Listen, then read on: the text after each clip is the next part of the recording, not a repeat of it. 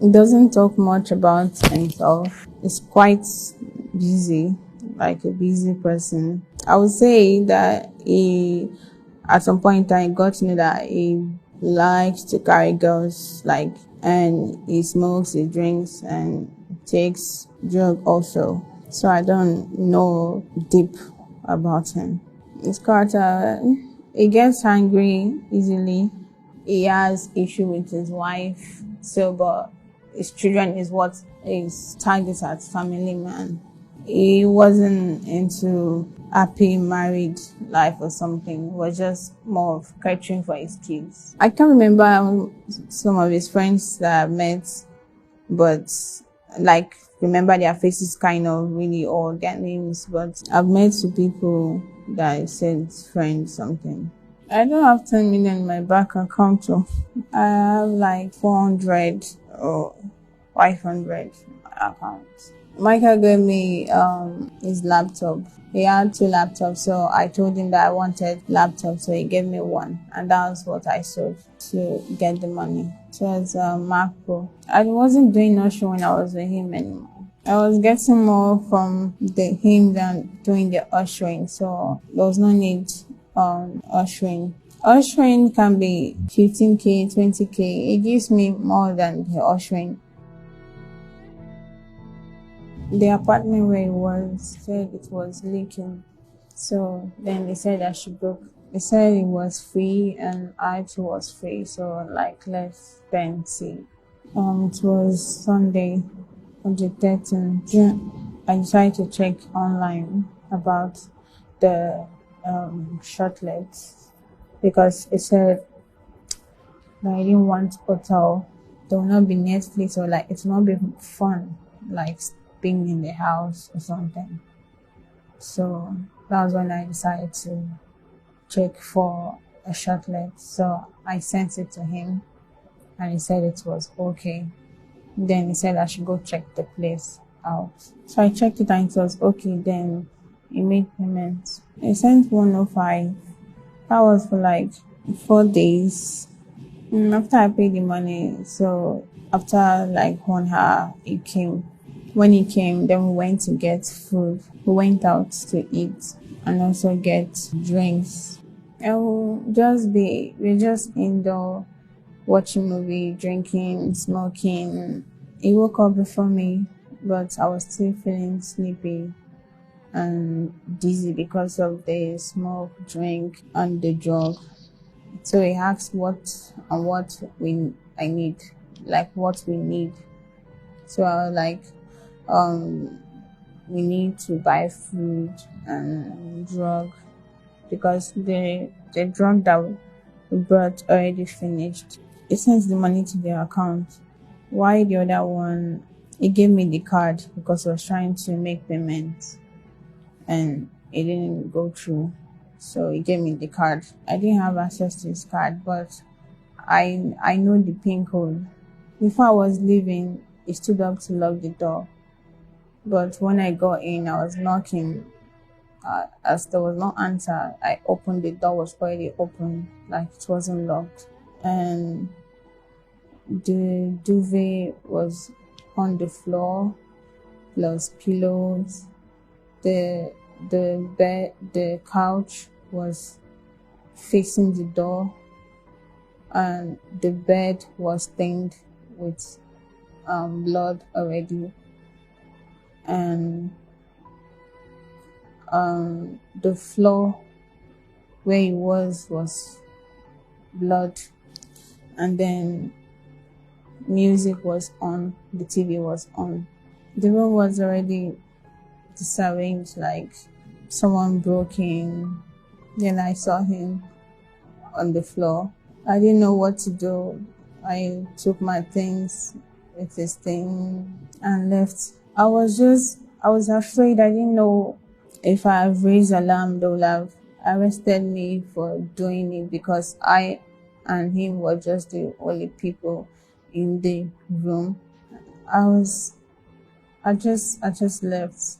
I was packing my things to leave. Then I noticed that my clothes was stained, so I changed it to another.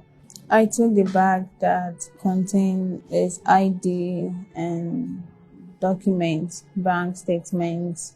My bag was already on the floor. I met my bag on the floor. And then the stuff it was with was was on the TV set. That's where the stuff I took was on the TV set. So I just packed them and just put them into the nylon and left. I took his phone on the following week. I was home, then I went out to withdraw some money from the ATM that I was with. I withdrew 200. Before that day, on Tuesday, he already told me that he's going to give me the money that I requested for. And when I came out, when I was arrested, and they were saying I made away with 5 million naira, there was no 5 million naira in the account. I just did it. It's not like I had something to do with his death. I never had anything to do with his death. The lady that I rented the apartment from, I had to message her that she should please probably send the security guy to check on him. That I haven't heard from him. That's what I said to her. And they came to my house and they arrested me, took me to station. I didn't involve anybody. I don't know who must have come into the apartment. Definitely somebody did that, but I don't know who that person is. I don't know what happened when I left to buy the food. I don't know. Because of the thing I did after not alerting police and then also withdrawing money, I feel guilty for what happened. I did not kill him. Knowing full well that I did not kill him, but my doings, taking his money and not reporting the police, I believe that somebody knew where we were and then waited till I left before they could enter. The pressure and people, when I was confronting security guy, and it was like, no, nobody entered into the apartment, that it was just me that entered into the apartment. And knowing full well of what I did, withdrawing his money, I just took the blame on myself that since no one believes, let me just take it. No one is influencing my statements.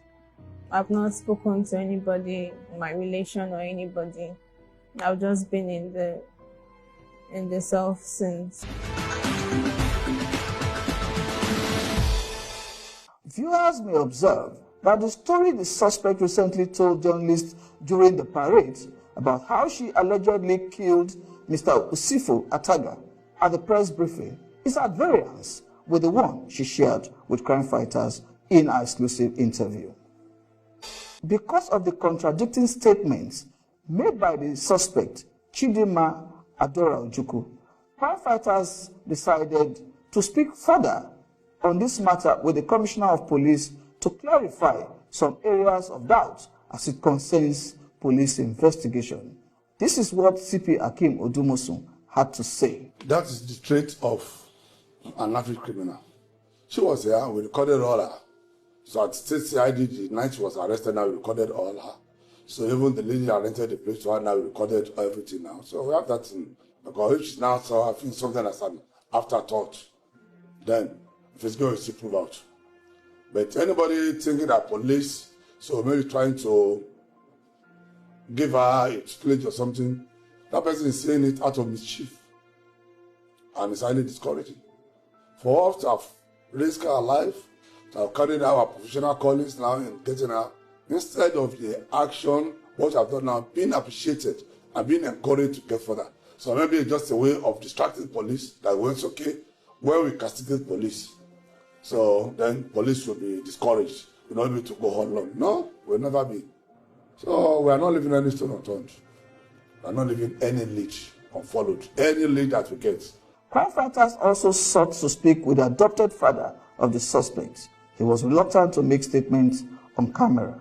However, the deceased best friend also narrated in detail how he and other family members searched for the deceased before his body was found. I spoke to him last on Monday at about 9 p.m.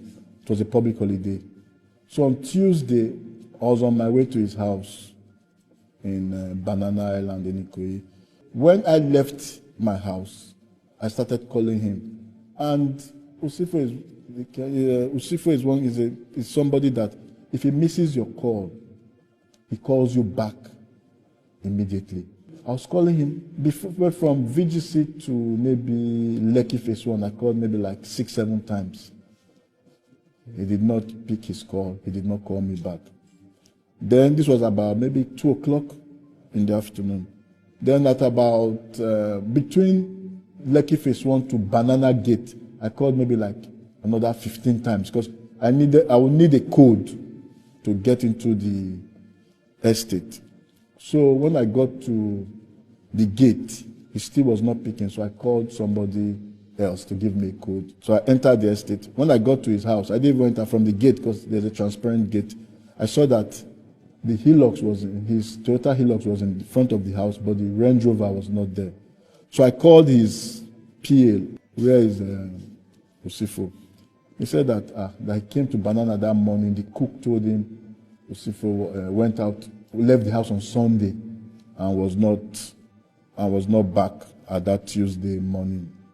So I said, okay, have you asked Rahman, one of his business partner, and have you asked Rahman? Rahman said the same thing, that he has been calling him. He has not picked up his phone till that time, but he sent a message. So I was like, okay. So I said, okay, maybe when he's ready, he will call me back.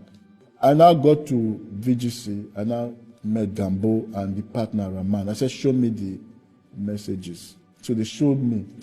And I said, because one, he's not a message person. He's a talking person. English they use here.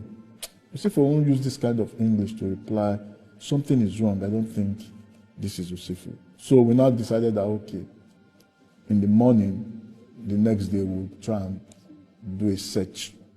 Usifo is the third son in a family of 4. He has 2 elder brothers and a younger sister. And his siblings, they all live abroad. And Usifo grew up as a child who was raised by very good parents in a Christianly manner. And he's a guy who's always had business in his DNA. He's always liked to do business. But what I'll tell you about Usifo is that Usifo is very respectable. Usifo will never hurt a fly. Usifo loves people. Usifo goes beyond the immediate family to know his cousins, to know his uncles. I've had the very regrettable privilege of seeing that dead body 5 times. My cousin's hands were tied so badly that the rope entered his skin. The rope is right there as an exhibit with the police. That binding could not have been done by that lady alone. Not possible. Even if he was drugged, it is not possible because I saw the lady and I saw my cousin. I said, this is not possible. Apart from the fact that he was tied, there were multiple stabs on his body. That is correct. Multiple. So that story of 2 stabs and neck is not true. He was stabbed in other places. His leg.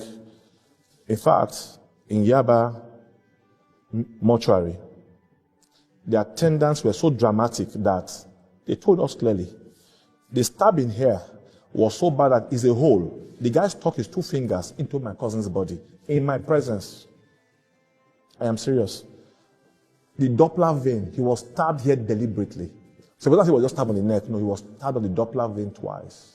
He was stabbed on his body multiply.